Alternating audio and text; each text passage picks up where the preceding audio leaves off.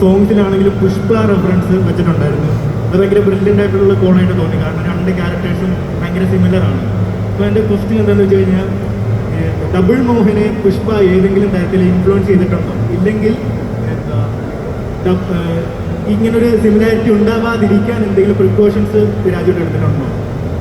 സത്യത്തിൽ ഈ സിനിമ ആദ്യം കൺസീവ് ചെയ്യപ്പെടുമ്പോൾ സച്ചി എന്നോട് ഈ സിനിമയെക്കുറിച്ച് ആദ്യം പറയുമ്പോൾ പുഷ്പ റിലീസ് ചെയ്തിട്ടില്ല, പുഷ്പ പാർട്ട് 1 പോലും റിലീസായിട്ടില്ല.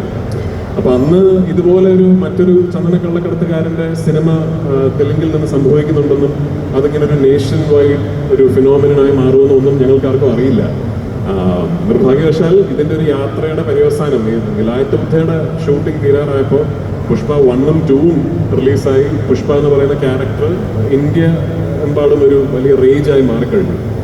അപ്പൊ അത് ഞങ്ങൾ അക്നോളജ് ചെയ്യുക മാത്രമാണ് ചെയ്തിട്ടുള്ളത്. അതായത് സ്വാഭാവികമായിട്ടും വിലായത്ത് ബുദ്ധ എന്ന് പറയുന്ന ഒരു പുസ്തകത്തെക്കുറിച്ച് അറിവില്ലാത്തത് ഇതിന്റെ ഒരു ടീസറോ ട്രെയിലറോ കാണുമ്പോൾ ഇത് പുഷ്പ പോലെയാണോ എന്ന് അവർക്ക് തോന്നും. ഞങ്ങളും അതിനെക്കുറിച്ച് ബോധവാന്മാരാണ് എന്നുള്ളൊരു അക്നോളജ്മെന്റ് മാത്രമാണ്. സത്യത്തിൽ അത് ഒരു പ്രോമോയ്ക്ക് വേണ്ടി എടുത്ത ഡയലോഗ് പോലെയാണ്. സിനിമയിൽ ആ ഡയലോഗ് ഉണ്ടാവില്ല ചിലപ്പോൾ.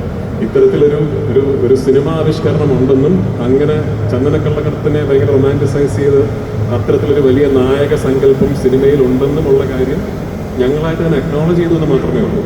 കഥാപാത്ര സൃഷ്ടിയിലും കഥയിലും ഈ ക്യാരക്ടറിന്റെ നേച്ചറിലും അങ്ങനെ ഒരു സിമിലാരിറ്റി ഇല്ല. അത് ഇല്ല, ഞാനായിട്ട് സിമിലാരിറ്റി ഉണ്ടാക്കാതിരിക്കാൻ ശ്രമിക്കേണ്ട കാര്യമൊന്നും ഉണ്ടായിട്ടില്ല. കാരണം അത് സ്ക്രിപ്റ്റിങ്ങിലും കൺസെപ്ഷനിലും ഒക്കെ തന്നെ ടോട്ടലി ഡിഫറെൻ്റ് ആണെന്നാണ് ഞാൻ കരുതുന്നത്.